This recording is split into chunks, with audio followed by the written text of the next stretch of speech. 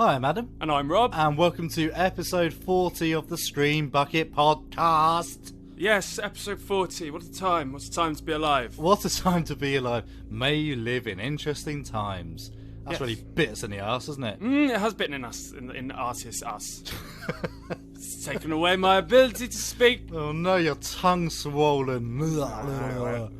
Yes, the world is in a fun place, isn't it? It is the most crazy thing to happen since World War II. It's more mental than 9/11. And there's a very good possibility we're going to be locked in this room. Yeah. This very sealed container for a year? Nah. At that point, I don't know if I'd last. I don't know if my honour lasts that long. I think after 20 weeks, I'd go insane and then I'd join the gangs and the cannibals. It's already started. We can hear sirens. Yeah, there's crazy stuff going on. But we don't want to panic anyone, obviously. But it's an interesting time. Start strapping on your raider gear. There's I know you hate Harry Potter. Yeah. I'm just gonna. There's a bit in the 6th and the 7th books. It starts to go no one can go outside because they're scared of the Death Eaters and Voldemort's people. So everyone stays inside and everyone's well behaved and they don't want to get in trouble for doing anything. Yeah. Is that where we're headed? Where we have to sneak out for food when we can, get in by night time because when all of the others come out and start coming for us. Yeah, I think so. I think you might be right. Although I imagine nighttime might be safer. Do you think? Well, they can't see you then. They can't see you. But we can't see them. Yeah, well, yeah. That's the risk you gotta make. Yeah, but we're not gonna be all doom and gloom about it. We're gonna be glass half full. Right, Adam? Yeah! I always wanted to try human flesh. Yeah, yum yum yum. The thigh's gotta be the best part, right? Bum. Always bum. Ooh, yes. Rump steak. So yes, we're obviously talking about the ongoing coronavirus that's afflicting the world. Yeah, we can't not talk about it because so much, movie news, the way that is going to go, coronavirus has completely changed everything. So we have to talk about it. We're sorry. Yeah, you might be sick of it by now, but it has caused a ripple in the movie industry, including our own movie industry, our homegrown. Yeah. So we were due to have a Quaggers premiere on the 22nd of May.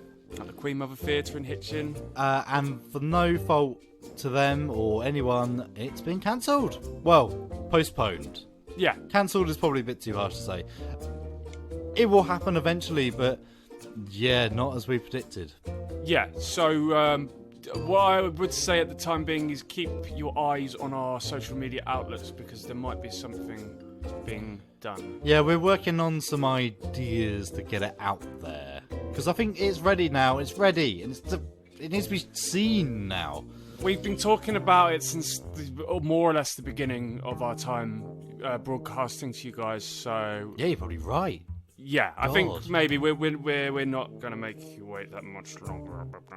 And then you all know how bad it is and judge us accordingly. Yeah, and then drop us, move on with your lives.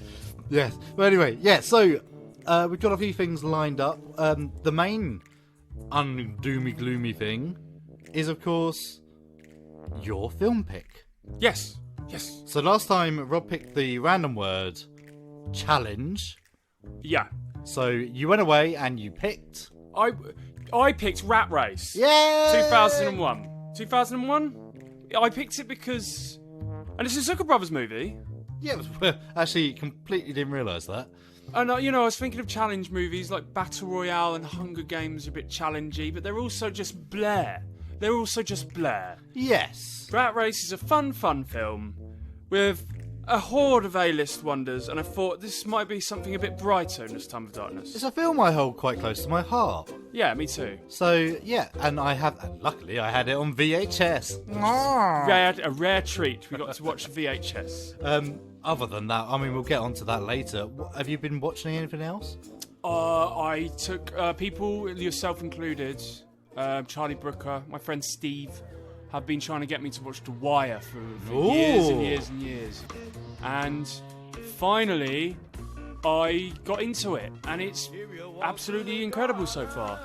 It is taking a while to build, but you've got two sides, and they're not really necessarily good or evil. And there are times when the police, so you've got the detectives and the police in the homicide department, and then you've got the gangsters running around in the projects. Yes. However, the police are often doing things that are much more evil than what the gangsters are doing. They're pistol whipping kids and blinding them in one eye, so far I've seen, and where there was really no need to.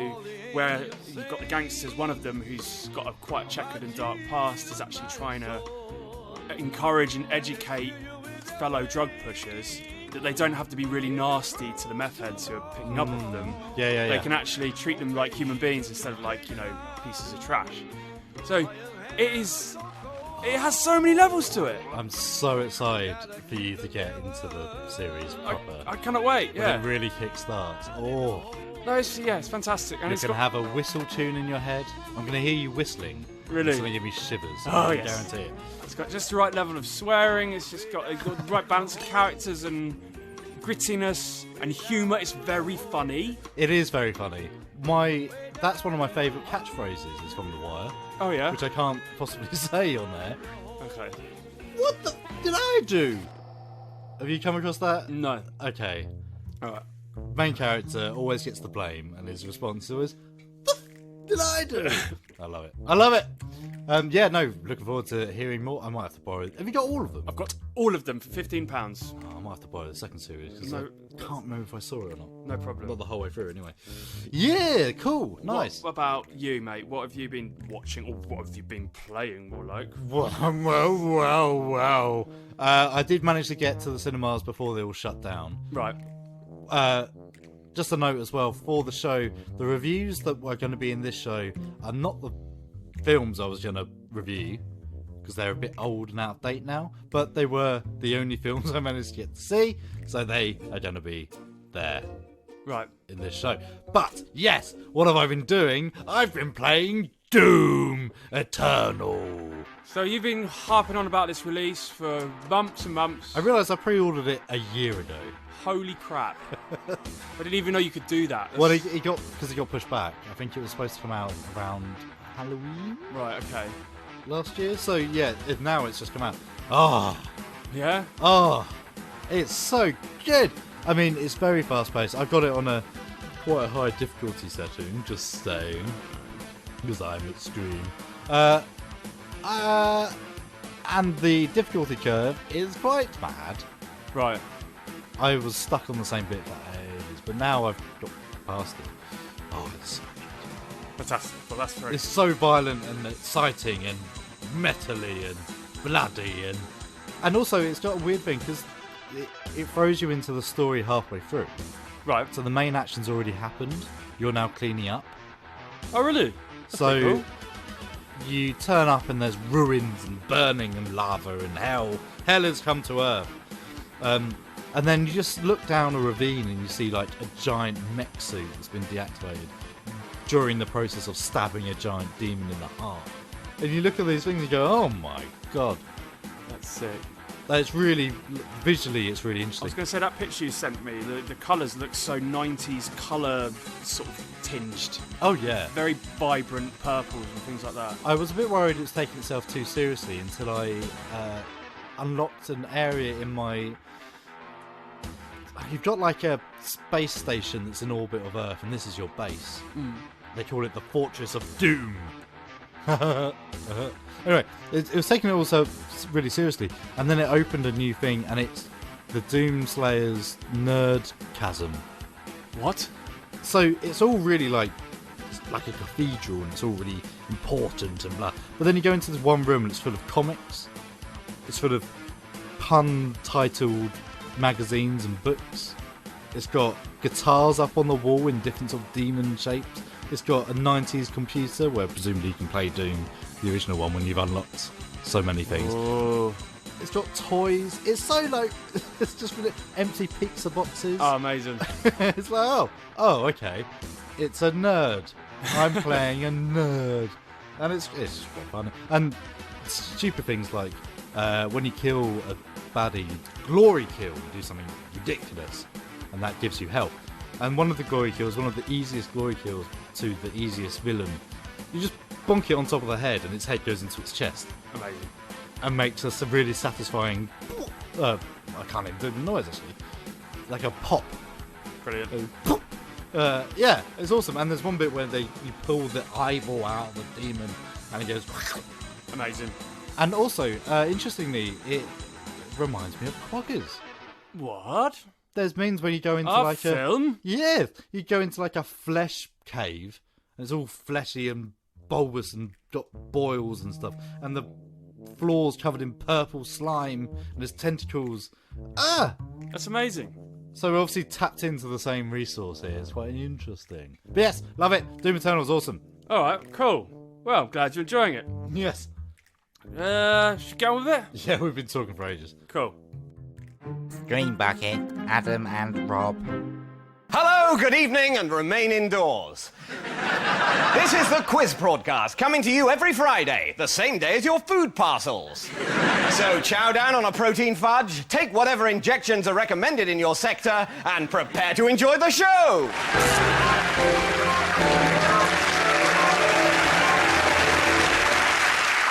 So, Rob, Yes. we are being told to stay inside, to self-isolate, and to not go on the outside world. And genuinely for us, this could well be a 12-week situation.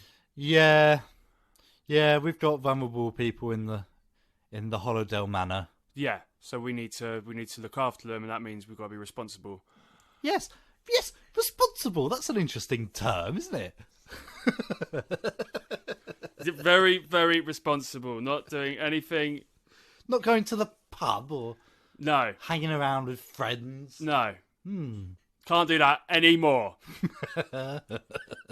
Definitely not. I have to make a point as well. We were having a little premiere for Rat Race, which we discussed coming up, and we had to stop the film 2 or 3 times because of emergency supplies being brought by your family. Yeah, that was weird. And it happened again. My family have been very nice, and they've been bringing me care packages. My brother, Matthew, has given me his PS4, which is the most wonderful thing anyone's ever done. Yes. And also an entire tropical country's worth of fruit. I have oranges, I have apples, I have grapes, I have bananas, I have grapefruits pouring out of the cupboards in our kitchen now. You've got several loose custard creams, Several loose custard creams. Bakewell tarts. Well, you did have to turn away the already peeled boiled eggs, though, didn't you? And the stew. Which was delicious. I had to reluctantly put... We don't have a microwave, and it still annoys me. We don't need one. This is... No. You're like... This is... I move in, and Adam and Josh are like, oh, we're not microwave people. What do you think we are? And I'm like, what? Everyone's a microwave person. Everyone has a microwave. Where's it going to go? Anywhere. Oh, anywhere. In the bath. In the cupboard. In the fridge. I don't know. But we need somewhere to put the microwave. The only time the microwave situations come up is when your parents bring food round. Yeah, because I would buy more microwave things. I have to mix things around in a pan to heat them up, and sometimes they go all squishy because you squish them. And sometimes you just need to microwave. Anyway, my point being, not everyone's as lucky as Rob to have people just drop food round and washing and all sorts of nonsense. My family, where the hell are they? No, they don't care about you. No. Well, half of them are in isolation. And they actually are locked away as well. Rob's family. Look, we've got a system in place where they leave a bag on the outside of the door, and then they leave, and then I grab it before any thieves come. They know you've got a job, though, don't they? Yeah, but they've just been a caring family, mate. It's disgusting. Yeah, it's great, isn't it? Ugh.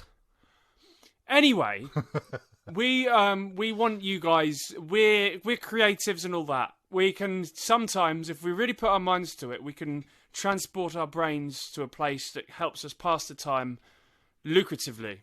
Yeah, there's nothing worse than if you are stuck at home to just be stuck at home. Yeah. To be conscious of the fact you are locked in a room and can't see the sunshine outside. Yeah, and it's all good if like you've got games to play and films to watch, but eventually you're going to get sick of doing that. So we kind of want to help you think about what else you can do to like enjoy your time inside, especially with summer coming. Yes, absolutely. So we are obviously creatives ourselves, and I know, speaking for myself, I get very twitchy if I don't do something productive. Yeah. Every day. That's not the same for everyone. But it's about mindset, and I think when you're stuck inside, especially, or even stuck in a bad job, this is kind of where a lot of my discipline comes from. Just being bored at work, and just putting your mind to somewhere else and thinking about that and developing that is key to keeping yourself sane, and maybe ending up with something to be proud of at the end of it. Absolutely, definitely. So, with that in mind, Rob, Yep. you probably do more prose writing than me. Yeah. How do you get yourself in that space? Well, I've talked about the Roald Dahl video on YouTube before, where he gets himself into his ultimate comfort. He's got his special, really comfy chair. He's got his little tray in front of him with his pencils lined up perfectly. He's got his cup of cocoa or tea or whatever it was in his perfect room. He basically makes a perfect mental temple for him to like be able to get into a creative sense of flow and maintain that creative sense of flow to the extent that he can knock out 2,000 words or 5,000 words or whatever. So the first thing you do if you want to get down to some form of creating, and it involves you sitting in a room with your own thoughts for several hours and writing or drawing or whatever, is you make yourself as comfortable as possible, and you make yourself, the room around you, encourage mindfulness. So there's no clutter. Tidy up. Don't work in mess because it's going to distract you. Tidy room, tidy brain. That's what they say, isn't it? Ugh. I know, but it works. Very Mary Kondo of you. It works. And then, yeah, get yourself in a very good, healthy, upright position. Don't be slouched down. And then crack on. Do you know, I've always had, not so much recently, but I used to have a thinking step. Right, where was that? When my flat in Keynsham near Bristol, there was a step that I would sit on for inspiration. Right. And I used to kind of do it in my parents' house when I was growing up. The one you would have been to when I was college. Finding sometimes inspiration, you might have to get away from your desk. Definitely. Oh, yeah. So find that in your house. You might not know where it is yet, but equally you might have a lot of people have ideas on the toilet, but that's not necessarily the right place. If you've got a garden. Yeah, there might be a certain step on the stairs that just lets you get into that brain space. And I think to add on to that, feed yourself something that's like enjoyable. So it's a cup of coffee or a cup of tea. Whilst you take yourself away from your creative space for a while, give yourself something to boost your endorphins and be like, yes, tea, coffee, treat, snack. I find a glass of squash and a coffee. That's my two. Yeah. Bonk them both down and I can alternate. Yeah. Which is kind of what I do during these records as well. Yeah. Well, that's very good because the double concentrate squash can sometimes have a weird aftertaste, especially late on. And a coffee, you've got that bitterness staying in. So that's a good balance out of flavour, I suppose. Well, very good. Yeah, I agree.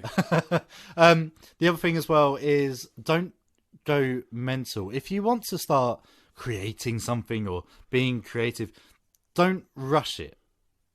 Pace yourself. I think there's nothing worse than trying to get 15 chapters done in a week. Yeah.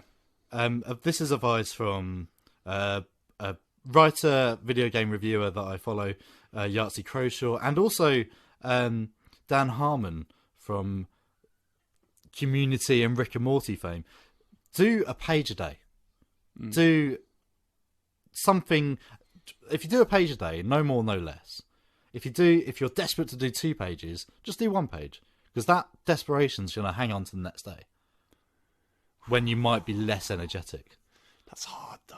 It is hard, but it's really good, because if you think about that, if you're in isolation for 120 days, you will get 120 pages done. Yeah, that's a book. Yeah, at least that's 3 chapters of a very long book. Yeah. But that's 1 page a day. Don't even rewrite it. Don't even reread it. Just carry on. 1 page a day. fix it afterwards. I agree with the fix it afterwards part. For me, if I'm in a state of like mental, like crazy flow, I'm like, that's how I got my novel, which I didn't finish. Which I wrote 65,000 word novel like 4 years ago, and the only reason I got that done is because I kept going when I was in the state of flow because I was so into it. But I do at the same time see what you mean. Like, that's interesting, the point you made about holding on to the enjoyment and the excitement by restricting yourself to one page. Yeah, I mean, it depends on how you. It depends how you want to do it. I mean, Yeah. I think I wrote the first draft of Quaggers in a night, and that's Right. about 15 pages.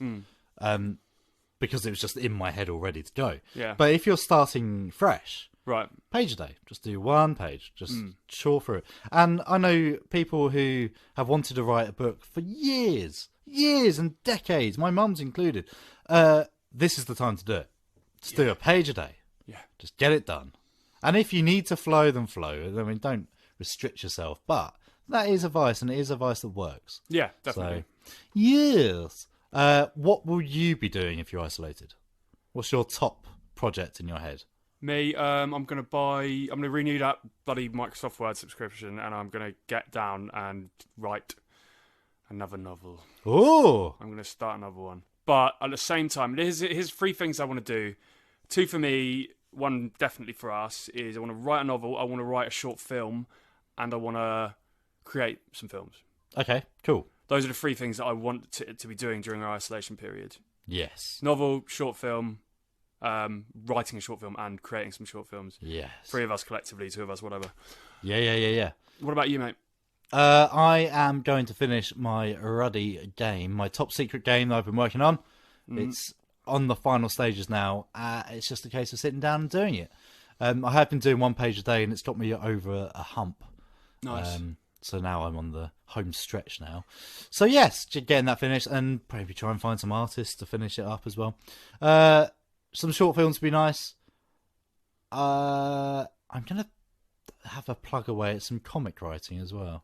Nice. Finish up some old ideas. But yes, find what you want to do, people listening at home, and do it. Now's your time. Agreed. Adam's Film Reviews. Onward, 2020. In times of old, the world was full of wonder and magic. But times change. I'm a mighty warrior. Morning, Mom. Hey, birthday boy. By the laws of yore, I must dub thee a man today. Kneel before me. That's okay. I have a gift from your dad. He just said to give you this when you were both over 16. No way! It's a wizard staff. Dad was a wizard. What? Your dad was an accountant. This spell brings him back. For 1 whole day, Dad will be back. What? Back to life? That's not possible. It is with this. I'm gonna meet Dad. Whoa, beat! It's getting harder to hold.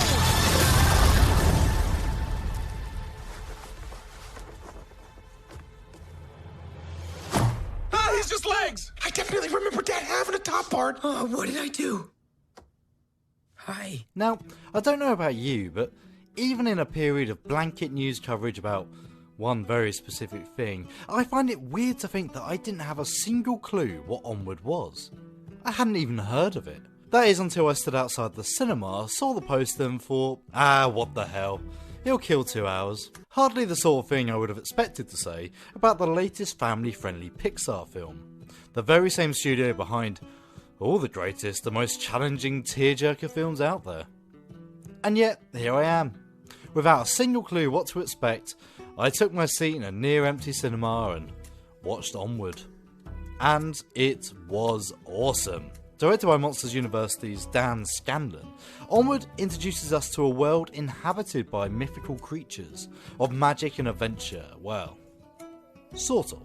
See, magic is all well and good, but it's a little tricky to master, so naturally when electricity was invented, well, magic took a back seat. Fast forward to the relative modern era, and the world looks very familiar to our own. Oh sure, we have blue elves mingling with goblins and centaurs, and yeah, dragons live in people's houses while the feral unicorns eat out of the bins, but really, the world isn't so different to our own. introducing Ian Lightfoot, an uneasy and reclusive teenager on his 16th birthday.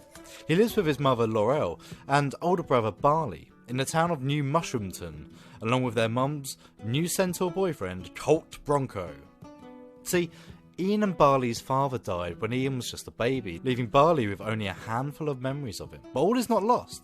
Now Ian's turned 16, Laurel presents to the two brothers a special package left for them by their father. Inside the wrapping is a magical staff, a rare gem, and a letter with the magic words for a visitation spell, promising that by combining the items, the boys will be able to resurrect their father for just one day. Having spent his life reading roleplay game rulebooks, Barley naturally takes his turn with the staff, but it's only when Ian speaks the magic words that the spell comes to life. Ian, it turns out, has the power within him to wield magic, and sure enough, he attempts the visitation spell and manages to summon half of their father before the fractured crystal explodes. With only their father's legs, Ian and Barley set off on a quest to recover a second crystal to complete the spell, and are soon setting off for the mountains in Barley's trusted steed, or van, Guinevere, by way of the mystical Manticore, for the once-in-a-lifetime chance to meet their father and show them what they have become.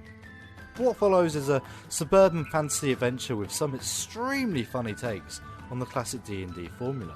I can't really stress how blown away I am about Onward. For a film that I barely heard of, that no one is talking about, Onward plays in the classic Pixar formula with some seriously well-written jokes. In an interesting world that, for what it's worth, is actually brimming with voice talent. Chris Pratt as Barley, as ever, absolutely nails his part. Tom Holland as Ian does a fine job, but there really is nothing to complain about with this film. If anything, I'd go as far as to say that Onward is the boys what Frozen is the girls. That's not a comment on the audience, more that sisterly and indeed brotherly love can be just as important as finding the one, or even, as in the case in Onward, the love of a parent. Onward is exceptional, and though you can't see it in the cinema now, it will be added to Disney Plus's ever-growing lineup. Is it enough for me to subscribe? No, but it might just tip the balance.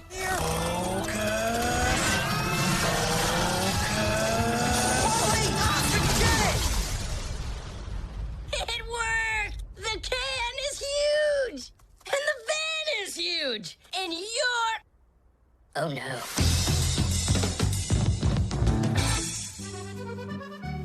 Oh, mademoiselle, would you like to have a film discussion?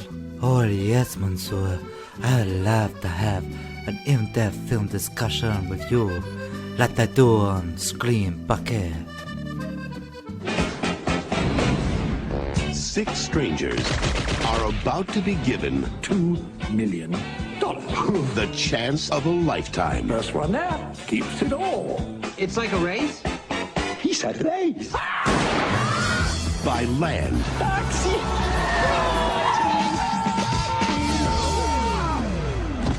Not good. You're fine. You look great. By air. I just wanted to say hi to my boyfriend. Did I come at a bad time? By whatever it takes to get there first. Squirrel? Rat Race. Rat Race. Rat Race. 2001. Zucker Brothers movie. Jerry Zucker directed.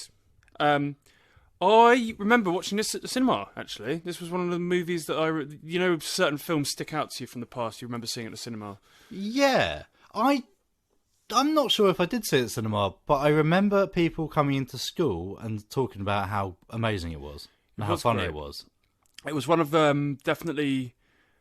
I'd been 11 years old when it came out, 12 years old. I remember Amy Smart. Yes, I remember Amy Smart. Because we naughtily got road trip to watch, me and my friends and my brother. And Amy Far Smart, too young. I know, far too young for such filth. I mean, it's the legendary Boner comedy road trip. But Amy Smart, along with Breckin Mayer. Breckin Mayer. Breckin Mayer is one of those faces, not names. Wouldn't have remembered his name. One of those faces that just stand out for me as noughties comedy. Yeah, definitely. And all like a hunky actor as well that just disappeared. He's just gone. I don't know what the last thing he was in.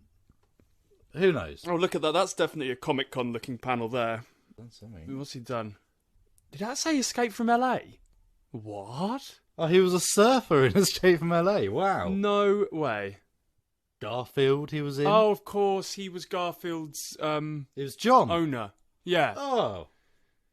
That was it. That was the last thing. And now he's faded into obscurity. Oh, TV. Lots of TV. Yeah, loads of TV. Robot Chicken. Oh, because he'd probably be friends with Seth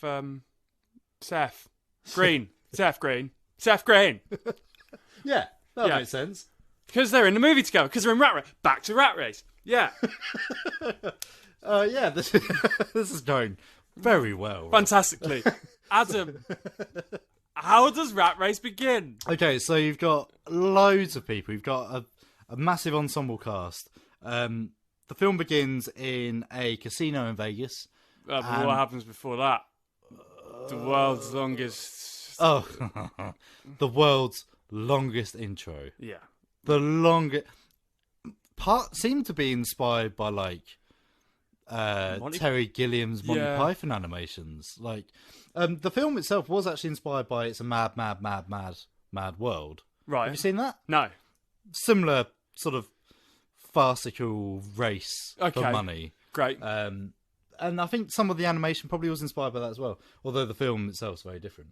But yes, after a 4-hour-long introduction, where we see each of the characters, we go to Vegas. We go to a casino in Vegas where we've got...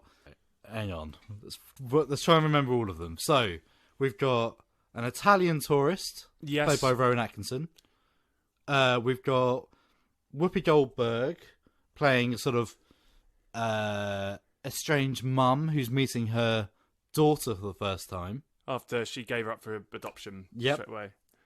We've got, as we mentioned, Breckin Mayer, who's on a stag do, but he's behaving, and his friends on the stag do are trying to encourage him to be naughty, but he's behaving. Yeah, because he's a hotshot lawyer, and he's trying to keep his reputation intact. Yeah, for the good of his career. Yes. Then we've got Cuba Gooding Jr. playing a... disgraced referee. who messed up a coin toss in American football, and people are not happy with him, so he's somewhat on the run. Yeah. Trying to keep a low profile.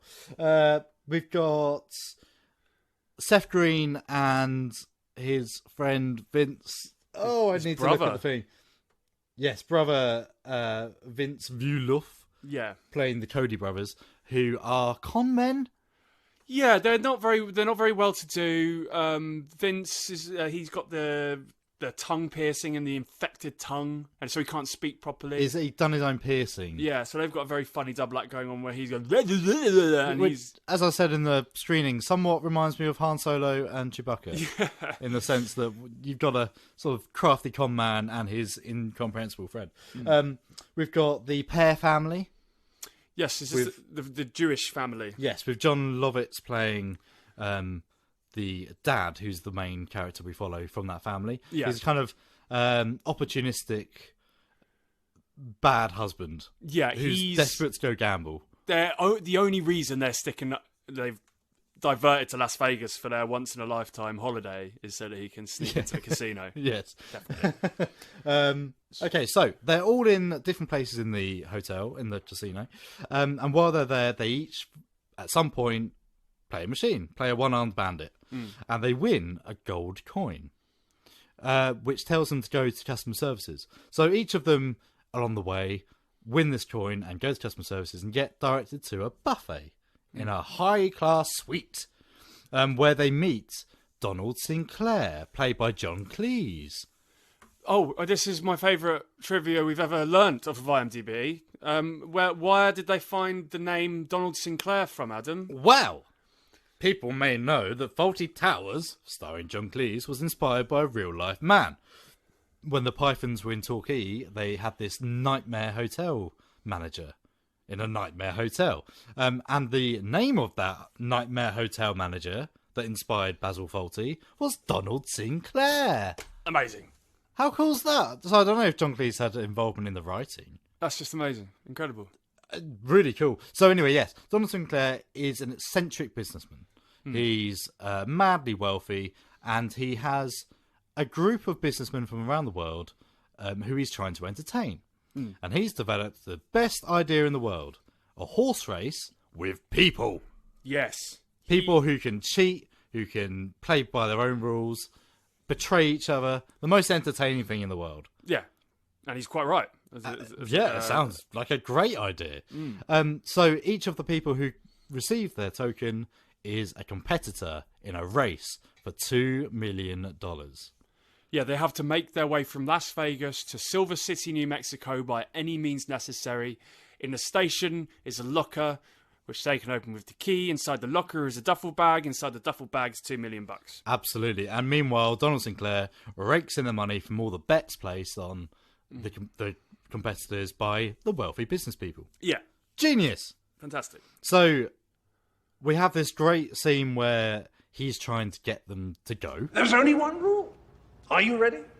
Here it is. There are no rules. Go! Go! So now, when you say go, you mean just go? Begin, commence, start moving. See, theoretically, you have been racing for about 40 seconds, and so far, Mr. Schaefer is winning because he's nearest to the door. And off they go. They all go. Some of them are more hesitant than others. In fact, at the beginning, they're all like, yeah, whatever. And then, I'm going to take the stairs. Yeah, me too. And then they're just racing. They're stumbling over the stairs.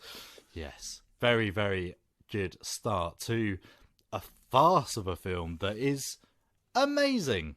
Yeah, it's incredible. So, along the way, we've got Nick Schaefer. That's the name of our Breckin. That's what I was just trying to look for. That's the one I was just trying to look for. I was like, where is he? Where is he? So, Nick Schaefer, out of everyone, is the one who's like, nah, I ain't racing. I ain't taking part in this. Yeah, to the point he even throws the key in a bin. Yeah. His mind is quickly changed. Well, not quickly. So he runs into Amy Smart's character. What's she called? Tracy Fawcett. Tracy Fawcett. What a terrible name. This is a name that you're desperate for a name and you look around the room and go, Tracy Drawers? No. Yeah. Tracy Poster? Emma Bookcase? It's a very Toast of London name, isn't it? Yeah, absolutely. But so she's a helicopter pilot, and he's Mr. Schaefer. Yeah, Mr. Schaefer.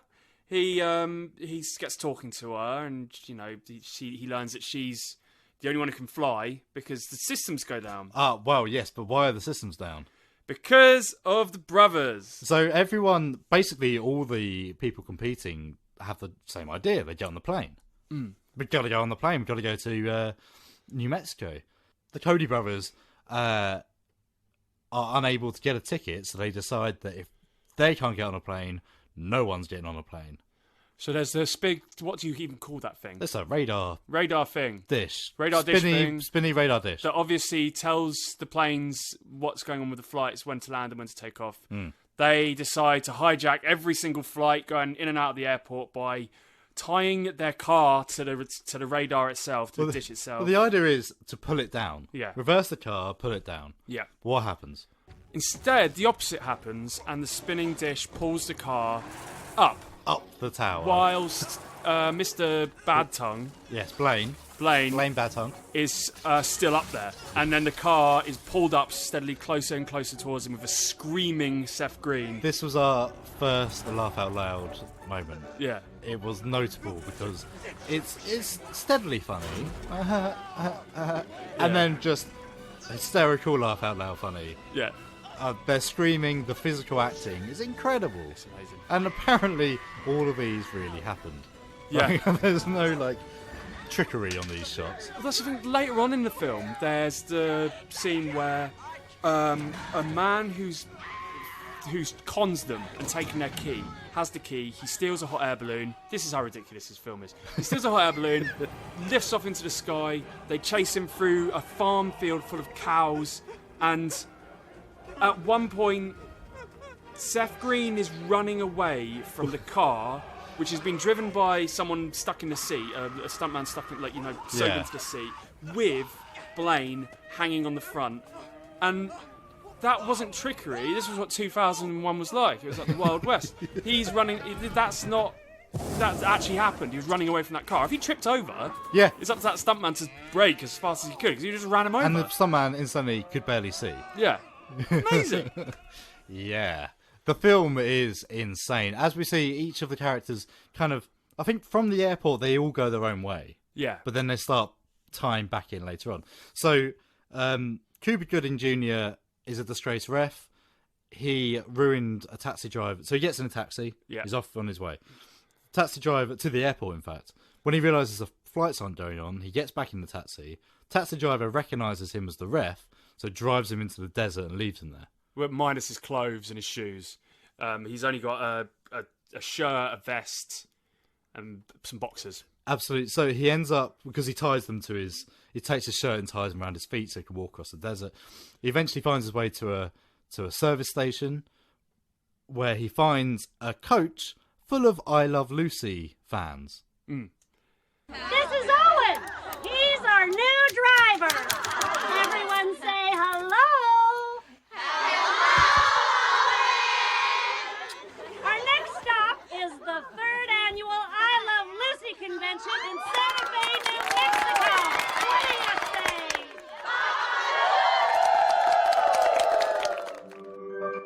say? He tricks the bus driver into giving him his clothes, so he undertakes the role of the bus driver. He goes to, I need your shirt for the amniotic sac. I need your hat for the vagina. He's claiming his wife's giving birth. And the poor bus driver just gives him everything. Just out of pure fear of the things he's describing. So Cuba Gooding Jr.'s character, Owen, ends up on a bus full of I Love Lucy fans, all doing their best and worst impressions, and he just goes mad. Again, we were laughing every time he was on screen because of his facial expressions. He's the best. He's the best in it, Cuba Gooding Jr. He's so funny because he goes through the worst time. He really of anyone. does. He really does. It's just every time he's on screen, something bad happens, and he reacts to it in the best possible way. Someone's hair, like one of Lucy's hair, gets caught, catches fire on a cigarette. Then all the soap comes out. He's driving in a soap bus, and all of the Lucys are swaying and crying together and panicking. And he's just at the front going, $2 million, $2 million. So we've got Whoopi Goldberg and her daughter. Yeah. Who they sort of start off okay. They get a rental car, but then they meet a squirrel woman. Yes. Who directs them to a wrong turn where she just outright murders people who don't buy squirrels. Yeah, as in like there's a car graveyard of 50 cars there. And skeletons fall out. Yeah. So they end up stranded. Oh God, there's just so much. But what's the name of the family? The John Lovitz family? Oh, the Pear family. The Pear family. So we've got mum, dad, son, daughter. Yes. So so John Lovitz, he hears about it and he needs to trick his family into thinking that it's a job interview, because if they know that it's a gamble, they're not going to allow him to go on this trip. Yes. But he wants to go on his own. His wife is having absolutely none of it. Reluctantly, he takes them. And after a journey which involves him forcing his own daughter to poo out of a car window, his wife actually headbutts him in rage and says, we're stopping off at the Barbie Museum. Yes, the Barbie Museum. This is contrived. Yeah. But it's amazing. It's incredible. Because the Barbie Museum is actually the Klaus Barbie Museum. Yes. Herr Klaus, as in SS German officer. Klaus Barbie. So a Jewish family turn up at a neo-Nazi shrine, essentially. And you've got these skinheads, absolute psychos describing the two-time ballroom champion, the artist, the poet, or whatever else. The Butcher of Lion, who's a real person, by the way. Yeah, I did not know he was a real person. Ooh. Yeah. So he was an elite Nazi, was he? This man? Yeah, he was proper Gestapo. Right. And so this Jewish family are stuck in a Nazi museum, a Nazi shrine, as you say, and they manage to back out before the Nazis can sort of work out these guys are Jewish. And they realise that the two brothers have swerved into their story arc and trashed their car. They can no longer drive. Yes. But John Lovitz is really, really keen to get to his job interview, so what do they steal? Hitler's car. Hitler's genuine. Mercedes-Benz. And that's just the beginning of their nightmare journey. But later on, they run into a biker gang. Yes. He in the best scene, possibly ever. Yes. Having got shoe polish on his upper lip. Cigarette lighter in his mouth, which burnt and rendered Burns him his tongue. incapable of speaking properly. They then crash the car into a World War II veterans meet-up in Hitler's car, where he stumbles out and starts trying to explain what happened.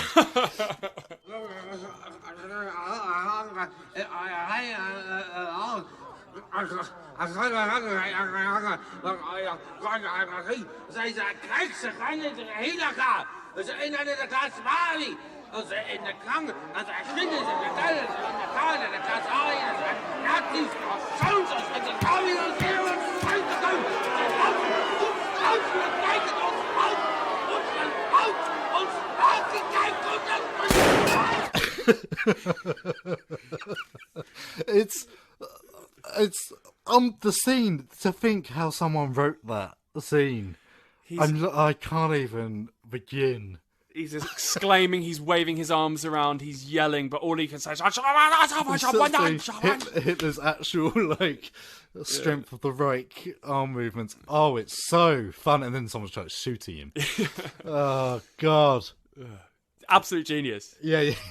So Nick Schaefer, as we say, is stranded in the hotel. He befriends Amy Smart, Tracy Fawcett, realizes that she is a pilot and can still fly and go into New Mexico as well. He suddenly has a change of heart and he decides, I better race. It's like a fate, destinies awoke me here. So off they go in the helicopter until she decides to take a strict detour to her boyfriend, her current boyfriend, and finds him cheating. And we realise she's insane. She does not like to be cheated upon. She has many weapons at her disposal inside the helicopter. Yeah. First of all, she begins by dropping the helicopter dangerously low and making him pour out of the swimming pool with the cheatee. And then she circles around and focuses on his shiny new pickup truck, flinging out crowbars, buckets of paint, and then he drives off in the car, and then there's a high-speed chase, which involves... This film has some amazing stunts in it. It really does. We've watched actual action films that have less stunts than this. And there's not a sniff of CGI, except for maybe some questionable cow bits. Yes. But she is chasing a car down the motorway with a freaking helicopter, and it's really well done. Yeah, it is. And they go past police cars who react like, what? Until the helicopter just crashes, doesn't it? Does she run out of fuel? Something, or maybe she's running it too hard with all the swerving and stuff. Yeah, maybe. I was thinking when I was watching it, how would you run out of fuel? But, I mean, this is something that makes this comedy great, is it's a spectacle. It's not just like... Yeah. I guess you could put it in the same sort of genre as the likes of Tropic Thunder and maybe the first Hangover, in the sense of there's big things that happen in the film. There's stuff to look at. It's not just and it is hilarious. I would argue that it's funnier than Tropic Thunder, and it's definitely funnier than Hangover. Without a doubt. Well, it's what it is it's a film with big ideas, and they followed through on it. Yeah, they didn't cut back at the last minute. No. There's some effects work with the one person we haven't mentioned yet is the Italian tourist who ends up in a hospital van with Wayne Knight, famously Newman from Seinfeld, and also Dennis Nedry from Jurassic Park. Who's a fantastic actor, and who's also happened to be organ trafficking. Yeah. Well, not trafficking so much, but he is actually delivering an organ, a heart, which they end up playing with, ends up getting chewed up by a dog, and then resuscitated by an electric fence. It just keeps on getting bigger, and you can't see where they've cut back. No. They've just gone, yeah, and then this happens, and then this happens, and then this happens. It's beautifully orchestrated, and the dialogue supports it, because during that scene they're talking about a drifter, and you really get into. I mean, you made a really good point during the movie. What if you had a side movie where instead of that film continuing as normal, Rowan Atkinson and Wayne Knight are going to hunt for a drifter to kill? Yeah, it's a whole different film. And to cut out a heart to make sure that the heart patient gets the heart he needs to live. But, I mean, that's what it means. It's these ridiculous scenarios which always pay off. Every single one pays off magnificently and hilariously. It's just, it's a great, great film. It's hard to beat. And I think there probably is an element of nostalgia for us. Yeah. Because we did watch it young. But it's up there. It made us laugh the whole way through. And hard as well. And then it ends. Now, this is probably where it dates slightly. Ooh, it is slightly dated talk here. about Smash Mouth, are you? It's because they end up in a charity gig. Having got the money-ish, they end up in a charity gig with Smash Mouth. Yeah. And thank God that Mr. Pear's... what's the kid's name? Does it have it? Mr. Pear's son. It's a good thing Jason Pear was there to tell us, look, it's Smash Mouth! It's Smash Mouth!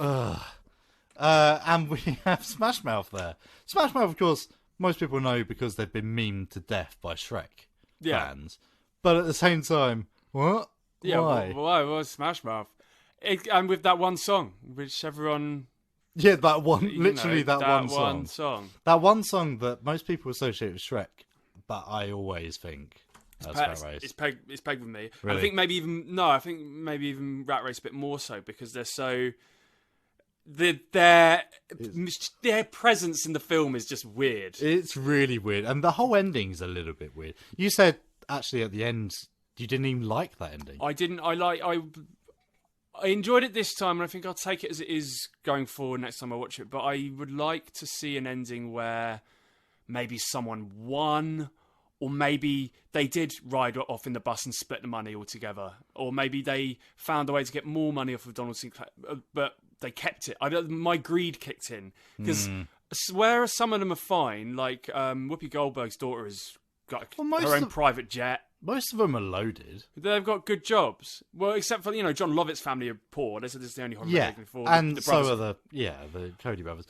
But that's it. I mean, the rest of them are attorneys and the greedy side of me would like to see them gain some... I mean, you could argue that the reward they gain is learning to be a bit more humanitarian and give their money away. They gained generosity. Yeah, that is true. The only genuinely nice, good person is the Italian as well.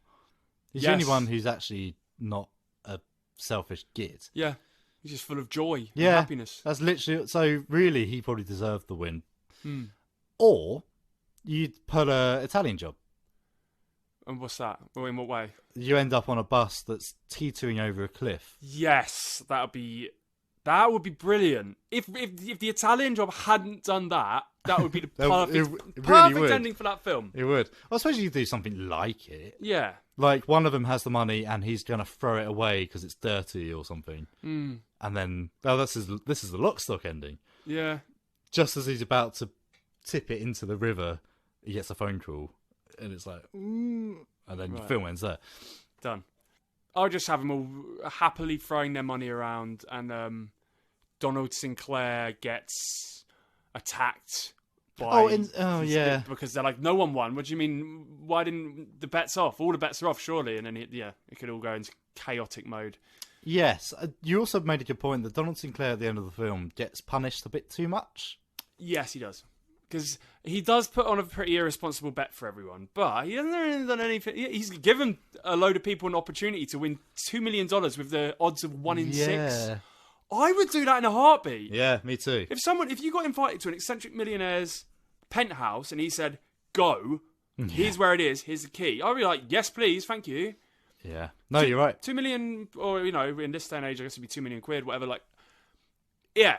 He didn't do anything that wrong, and instead they kind of screw him over and make him give away millions and millions and millions and millions of his money. Yeah. But I guess that's a good thing. Well, it's of its time, I think. I think now it might be slightly different. I think they'd probably try and kill him. Like, Yeah. It's of its time because this is, of course, 2001, just before the world changed. Yeah. Just Where, before it all changed. Yeah, this is August 2001 came out. Until. So the sort of class hatred wasn't quite so obvious back then. No. But yes, now if you made it now, Rat Race, you could totally be a horror film. Oh, that'd be great. Can you imagine? Be like, Would You Rather? Maybe have it in a mansion instead of the open road, and have that $2 million somewhere in the mansion. And they have to get past saw-like traps to get to it. That'd be a good. How far would you go? That'd be a good plot behind a Cluedo film as well. But they have that now, don't they? I mean, they have those pain mansions in America. Oh, God. Yeah. Yeah. Anyway, we've waffled on for quite some time. Quite some time indeed, yes. Let's stop. Let's get the hell out of here. Rat Race, brilliant. Watch it. Yes. Nick's Game Reviews. Ori and the Will of the Wisps. If you haven't yet played Ori and the Blind Forest, then you must immediately go and play it. Experience that game. A side-scroller with a heart-wrenching story and a frankly astounding game design. Since its release, it has without a shadow of a doubt been my favourite game of this generation. So, imagine how excited I've been waiting for the release of its successor, Ori and the Will of the Wisps. First announced at E3 2017, that was almost 3 years ago. 3 years! Think of everything that has happened since then. Careful though, a lot has happened since January, and trying to remember everything before then can cause symptoms of anxiety and despair for even the hardiest of folk. But finally, after what has seemed like a lifetime, mixed in with 2 delays, it has arrived, and I couldn't be happier. The developers have made some significant changes to the progression and the general gameplay, but nothing drastic. After the success of their first instalment, Moon Studios could have gone down 3 paths. 1, they could have completely changed the game to keep it fresh and interesting, making drastic alterations to everything from the art style to the gameplay. 2, they could have kept everything the same. I mean, people loved it, right? So why change anything? Or 3, they could have continued the story of Ori in a natural way, allowing his character and the narrative he finds himself in to develop organically. After all, the world and the gameplay would have to grow alongside it, right? They chose option 3. Everything works. The mechanics have been tweaked slightly to allow for better control of Ori. The combat has been expertly fine-tuned to make the Souls-like boss fights feel thrilling instead of eye-wateringly frustrating. The story has moved on refreshingly, not stagnatingly. That is a word. I won't mention anything though, in case for spoilers. The world looks somehow even more beautiful than it was before, and that music is still as epic as ever. The moment I switched on the game and that title screen opened, I was excited. The moment the first notes of that theme tune began, a huge smile spread across my face. I mentioned minor tweaks to the progression system. I am talking really minor. It's easier to get through the level and develop Ori's abilities, and as far as I am concerned, that is only a good thing. It allows more time to explore the world. Also, to cover the gameplay in a bit more detail, when talking about how they've fine-tuned everything, including the combat, the jumping feels more effective, the powers feel punchier, working your way through each area feels more tactile, and gives me the mad impression that I actually have some form of skill. In case you haven't worked it out yet, I love this game. Somehow they've surpassed the excellence of the first game in every way imaginable. Ori and the Will of the Wisps has jumped straight to the top of my games of the generation. It's better than the first one, and I can't stress that enough. Please go and play the first one, and then play this one. If you want a game that will lift your spirits and transport you away from this apocalyptic show we're living through, this is the game for you. Hands, sneeze, and books a daisy, weapons are lost for the war. Hands, sneeze, and books a daisy, just when we need 'em galore. Hands, sneeze, and books a daisy, scuppered by sneezes and sniffs. So it's hands, sneeze, and boops-a-daisy. Wrap all the germs in your handkerchiefs.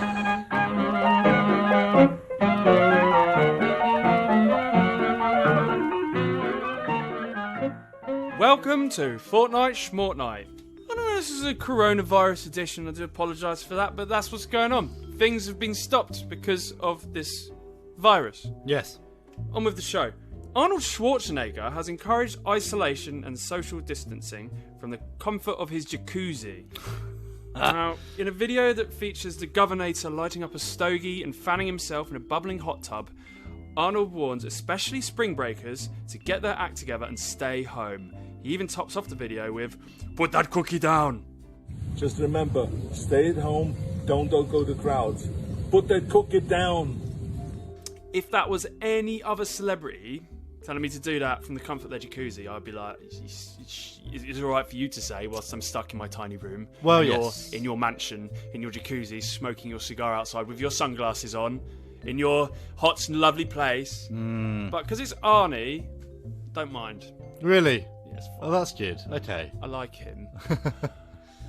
And he's, Arnie is always someone, like, especially in recent years, who has stood up for, like, the good of mankind. I don't know if you've noticed that. He quite often points out when people are doing naughty things and when people are doing good things. And he's always interested in the well-being of others. So, yeah. It's interesting that he's targeting spring breakers because I don't want to get too on coronavirus, but the people who aren't isolating really are the young people, the people who would be spring breaking. Right. It's not millennials, because millennials is older, so everyone who assumes millennials just means young person. No. Wrong. Liars. It's a generation Y? No, Z. Z. Yeah, they're the scum. Millennials are like in their 30s and 40s now. They're the people with kids. Yeah. Edgar Wright has written a heartfelt letter explaining to the world how, despite the current conditions, we can all find a way to support our local cinema. And this is actually genius and a very good point. So he wrote a piece for Empire. He said, one way of showing your unwavering support for your local cinema is to buy a membership for yourself or someone close to you. Buy a membership, keep paying the membership. So you're talking your unlimited... Yeah, and if you can afford to, don't cancel your unlimited card or ask for your unlimited subscription. Don't get it cancelled.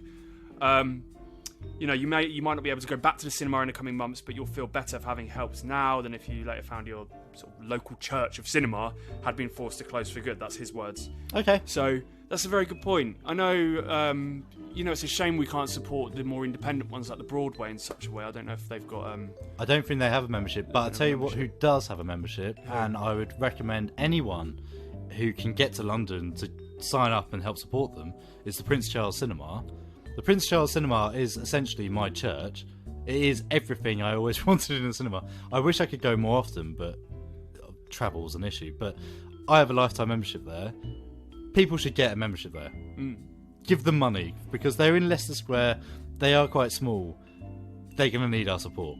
Yeah. I'm sure they've got money saved up because they are notoriously famous, and Edgar Wright goes there, and everyone who's famous goes there. But, yeah. That money will run out very fast. It will. Prince Charles Cinema. Look it up. If you support film or love film, yeah, get yourself signed up and keep supporting them. And going on from that, this is the dire condition of what the cinema industry is in at the moment. Movie theatre owners in the States have taken their woes to Congress, telling them that if they don't get financial relief soon, the entire industry will collapse due to COVID-19. Oh, God. The situation is that dire, said John Fithian, President and CEO of the National Association of Theatre Owners, NATO. Cool. Talking to Variety. Overnight, we went from an industry that makes $15 billion a year, $11 billion in ticket sales and $4 billion in concessions, to one that is not going to make a penny for 3 or 4 months. And I mean, 3 or 4 months, that could be it could be a lot more, really. So yeah. They're begging, you know, they're going to the government now to say, please give us money. So it's a dark time. I mean, it's a dark time for every kind of thing, for gyms, for hospitality, for bars, for clubs, but cinema, that's our kind of niche. Yeah. So it is sad to see that happening. And I mean, it's hard to see a way out.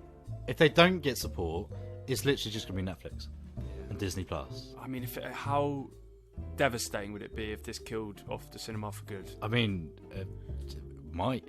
It's possible. It's very possible. Apart from your niche places. That's the thing. The light in this darkness, perhaps the gift that keeps on giving throughout these awful times, is the movie Cats. Now, for those who have been following... This is Rob's favourite topic. It is my favourite topic. And we need to watch it, really. I think we watch it tonight. Maybe. So, those of you... many of you out there will already have heard about the butthole cut. The butthole cut is, it's old news now. Legend has it that some CGI man on the production of Cats had to slap on 400 feline buttholes into the movie. Then another, different person had to remove all of them after someone inevitably had a glance at the result and yelled, oh God, what have we done? What have we done? Since this news came out, thousands have been begging for the release of the butthole cut. Seth Rogen and Rian Johnson are just two A-listers who have supported this crucial movement in cinematic history. This is amazing. Cinema Blend has brought my attention to this tweet by Michael Tushhouse. So I just want to read this out. Just imagine you worked your arse off to get through college to become a CGI artist. Eventually you land a job in Hollywood. And then one day you're hired to draw 400 cat buttholes. And then someone comes along and erases all of your buttholes. That happens, and that's sad. Why? I don't Can't they not have just Control-Z'd it? Maybe. Well, is it... I'm trying to work out why the buttholes had to be there in the first place. Was it from a kind of furry-esque fetish kind of... I think it was probably some weird idea of realism they decided to try. Yeah, realism. But then they don't have nipples, do they? I think they have human nipples. I think they don't have But surely we don't see lady nipples. I think... Cat lady I might nipples. be thinking of it wrong, but doesn't the female cats have, like, a bosom? They've got human bosom. Yeah, they've got human bosom. They don't have the 6. No, they don't have the 6. No. Very easy to... Oh! Okay, good for people who learn the piano, anyway. What's that? Woo! What? Well, it gets them excited. If you're good at piano... You're good at tweaking cats' nipples? Yeah, you can is that play them all at once, can't you? Jesus, quarantine's already started having an effect on your brain? On from the tweaking of cat nipples, that was Fortnite Schmortnights. Yay! Thank you. Adam's Film Reviews. The Hunt, 2020.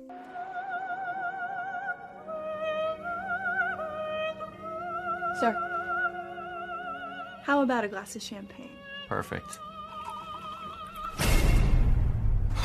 Put on some weight.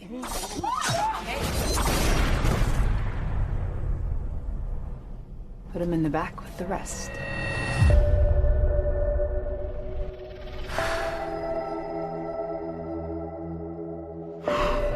Who's in the shadows?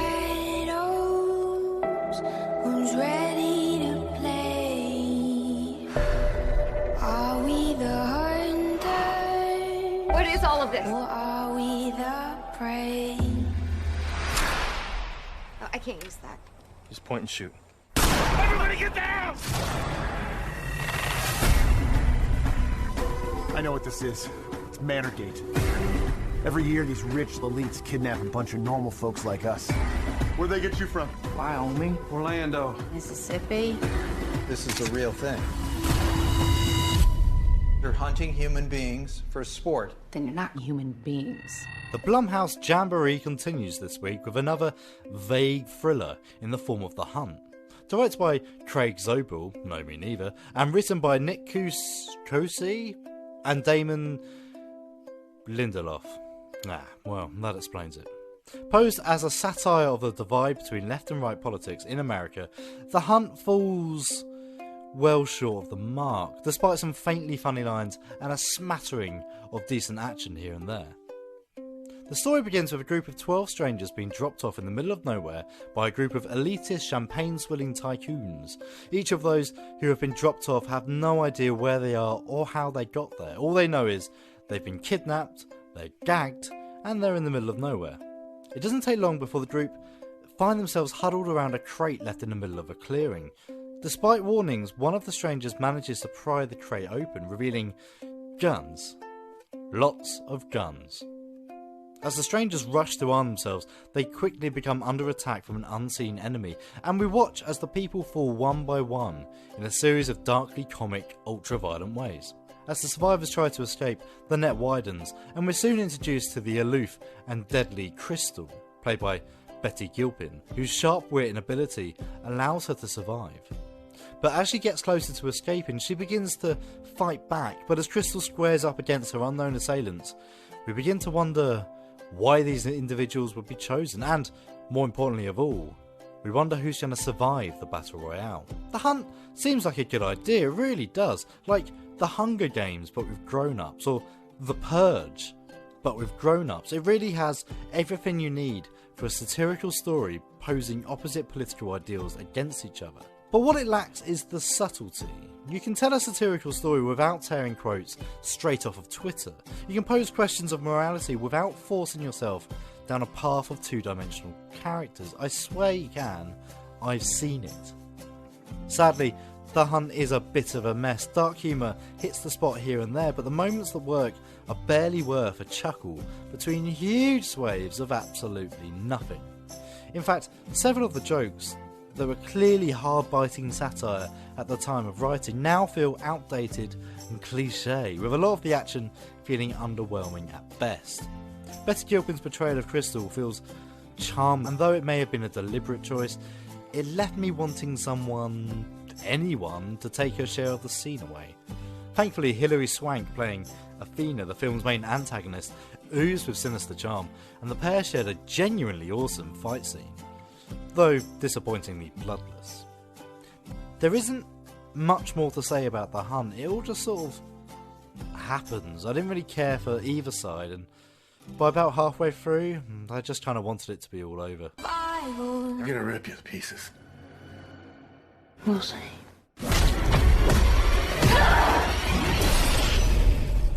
This is a wild game of survival. So, one thing that has been talked about in the news and social media quite a lot in the last couple of weeks is the fact that production companies are releasing films on demand where they would otherwise be on in the cinema. Yes. This has been bound about a lot. I think Universal kickstarted it. Disney have since followed up, and a couple other companies as well.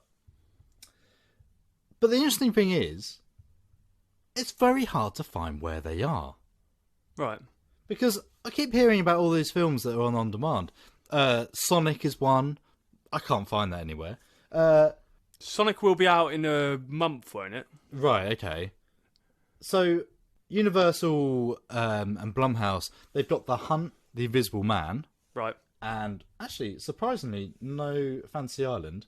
Not surprised, because it's rubbish. They're the only ones I can find. And Emma, they're the only ones I can find. For us in the UK, you can actually get them on Amazon. Oh, wow. But they cost £16 to rent. Okay, so it's like the trip to the cinema. I mean, they're obviously trying to pull back some money. Yeah. But that's a lot of money. That is a lot. Especially for The Hunt.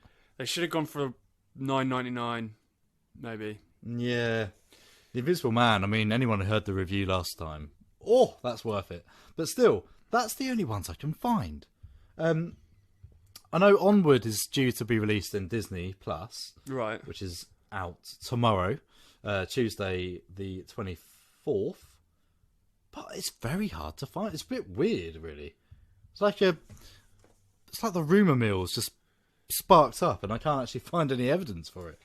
It's a shame there's nothing like truly like massive that's been delayed and we can't get their hands on it. Obviously Bond has, but they're not gonna give us that early, are they? And Quiet Place 2. Yeah. It's going to be on my review list this week.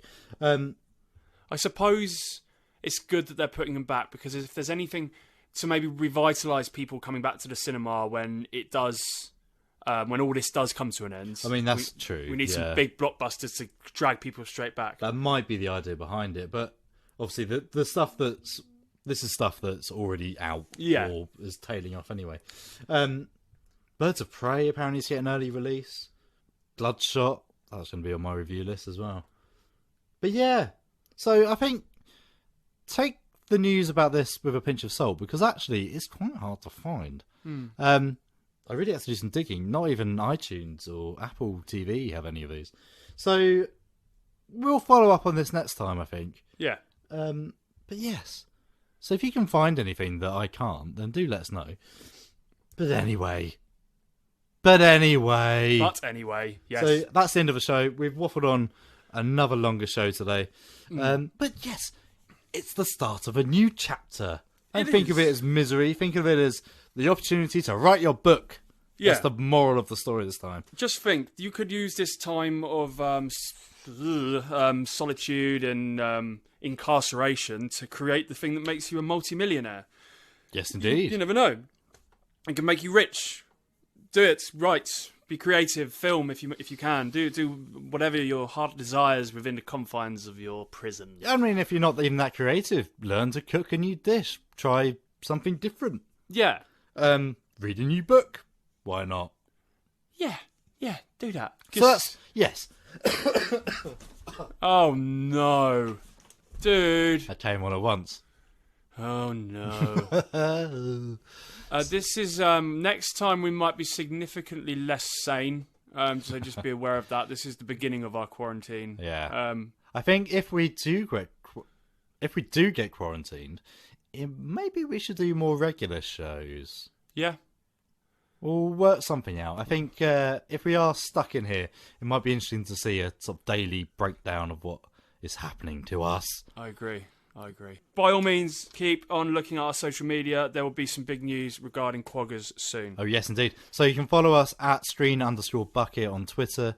You can follow our sort of parent company at Dell Media on Twitter and Instagram. Also, if you do like what we do consider signing up to Patreon. You can support us and our projects with as little as $2 a month. You can find that at patreon.com/holodellmedia.